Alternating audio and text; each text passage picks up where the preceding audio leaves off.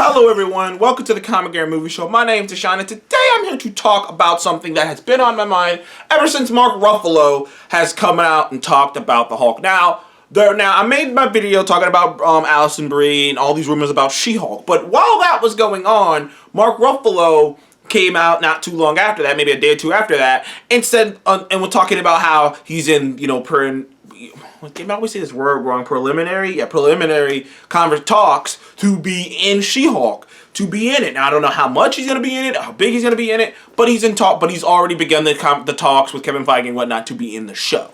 So, we kind of know he's going to be in that. We kind of know that's probably going to be when we first see him is in She-Hulk next year. So, or 2022, or a year or two from now. Next year or the year after. Either or. But the thing that he talked about was that, that they can't really do an Incredible Hulk movie because Universal still owns the rights. Now, I made a video talking about maybe they got the rights to them, but no. Mark Ruffalo cleared this up. Universal still has the rights to distribute any Hulk live-action Hulk movie. And I maybe talked about this before, but just in case for people who haven't heard don't really know the difference between that. When you making a movie is very complicated. There's the guys who fund it, the production side of it and all that other stuff, and there's budgets, and there's distributing. And most companies, not all, but most of the big companies like a Disney or Warner Brothers, they are their own producers and distributor. They distribute it, they make the product, they distribute it. But for certain products, depending on the contract, it works differently. It's why at the beginning of movies you see so many different made by, coming from, because there's so many different companies, there's so many different hands that touch big movies. Especially big movies. The bigger the movie, the more hands that have probably touched the movie. And in the case of the Incredible Hulk, long time ago, in 1995 or something like that. It was in the 1990s. Marvel sold the rights to a bunch of their characters. Now, a lot of you, if you're following my channel, you've already known that. Marvel sold the rights to a bunch of their characters. And when they sold the rights to the Hulk to Universal, one of the little tweaks was that, one of the little, nuggets was that Universal has the right, they has to be the, distributor. And it's a unique deal from any of the other deals, because all the other deals were, if you didn't use these characters, the rights could convert back to us. That was all the other deals. For some reason, the deal they made with Universal was unique, to say the least. It was very unique because it was so specific. We have to produce the solo movie. Because as you've seen, the Hulk has been in the MCU for years. He's been showing up. He's Thor Ragnarok, all the Avengers, he's been showing up. But as long as he's not the main character, his name isn't on the marquee, you can do it. Which, like I said, is a very weird, specific thing to do. But anyways, that's cleared up. They still have distributing rights. I'm thinking Disney might as well just buy it, but I suppose Disney's thinking to themselves, Disney/Marvel's thinking to themselves, well, we've been able to make a profit off of them without having to pay them this long, so. But as it turns out, I was right about one thing. And I kept arguing with people about this.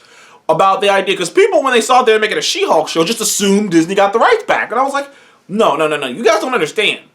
The one thing Marvel kept, and it was genius, by the way, they kept this, and they got it back, and they kept this, and they took it back from Sony, is no matter what, no one can produce or make a TV show without Disney/the Marvel's proper permission. In fact, they have to make it. And sadly, it's why Amazing Spider-Man it's why the Spectacular Spider-Man show got canceled, because that was a Sony-made show, and then Disney bought, Marvel and went, yeah, nope. We're going to make our show, put it on Disney Plus, and we're going to call it Ultimate Spider-Man. And that's what happened. That's how Ultimate Spider-Man happened. And that's why it was on Disney Plus. Because they're like, no, we're going to cut that show. That's a Sony show. We're going to make our own show. That's how it works. It's why when I heard that Sony was making a bunch of I'm not even going to talk about it. Not going to ramble. Focusing on Mark Ruffalo. So, Mark Ruffalo said that they can make a show. I went through that whole thing to let you guys know. They can't make a movie, but they can make an Incredible Hulk show if they wanted to. And they could call it the Incredible Hulk. They got no limitations on what they could do. And Mark Ruffalo's idea, which is an idea I'm going to go further into, is to basically show how the Hulk and Bruce Banner became one. Show that journey. Show that journey. He said it. He was like, what did he say? Like 9 months in a gamma lab, and then he pulled it off. Show that 9 months. And that's what I'm getting into now. That is my idea for the Incredible Hulk show. Is it should be a prequel showing him figuring this out. 9 months is a very long time. You could get a couple seasons out of that. And Mark Ruffalo's about to star on an HBO show right now. He's not above, he's been on a couple shows already, so he's not above being on it. And he's already pitching for it, and he's already pitching that this is his idea that he want to push forward to, is showing that in-between space of what was happening with him before he became whole again. And I am interested too. There's a lot of stuff you could do with that. And honestly, that's where I would go. I would love to see the Incredible Hulk, that gap, especially with the 5-year gap, because the way they talk is like they haven't really seen Bruce since in that 5-year gap. So there's so much story to tell. Personally, I think there's a lot of story to be told in the mid-range where the blip happened, where there's chaos and, many people can take advantage of the chaos. I think there's a lot of story to be told there anyways, but there's definitely a story to be told there with the Hulk. And a lot of people are upset about the Hulk. I've already made a video talking about that as well. How many people are like, oh, I want the Hulk to just punch people. I know I say Marvel just, all they do is punch, but, he's doing too much talking and thinking. I want him to just punch. I know there's a lot of people like that. So for me,